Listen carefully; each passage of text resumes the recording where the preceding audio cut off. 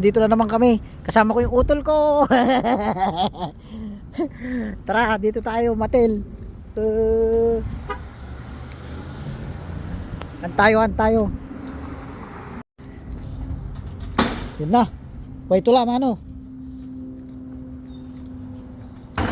Restock na. So ito nga, may advan sila dito. Advan diorama. So isa lang makukuha natin dito.